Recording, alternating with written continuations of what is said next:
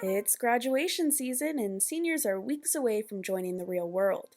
But many students, like Emerson Williams, are struggling to navigate the post COVID-19 job market. Engineering in the MAE department. They basically told us coming in, yeah, we're going to get you hit up with a job before you leave. And now no one has a job. And so everyone leaving, I talked to a grad student this last week, and he was saying, I'm still here indefinitely because they told me I'd be hired 2 years ago.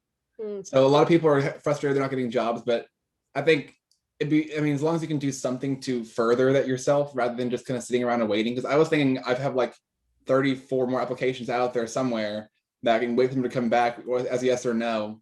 But just kind of sitting around and waiting is something a lot of my friends are dealing with too. You just kind of sit there and wait for it to happen and get a call someday and take it. But in the meantime, my classes start like June 8th, so might as well just hop on that and start doing it. Colin O'Leary, a career consultant for the College of Arts and Sciences, is helping students cope with the rejection and continue to push forward. Flip side, I think there's also a lot of students feeling really discouraged during this time. I'm sure some of your peers maybe lost an internship or had a job canceled because of COVID, things like that. So I think a lot of us dealing with disappointment. So kind of learning on the career side, learning again, kind of like what we're talking about tonight. How do we overcome that sense of disappointment, but then pivot to a more meaningful, more productive job search? After 40 job applications and no real prospects, Emerson has decided to pursue graduate school. I think especially this run after COVID, when the job market's kind of opening back up still, things are super competitive. A friend of mine has a 3.9 and can't get hired anywhere. So there's people we know that really deserve jobs that are like the people who would be the best workers who can't get in anywhere. And so I think it's kind of expected at this point. So it's definitely not the best. You kind of want to be able to start somewhere and get into the jobs you're applying for. But I always have grad school to go to and to be able to like apply later on with I guess, higher preferential.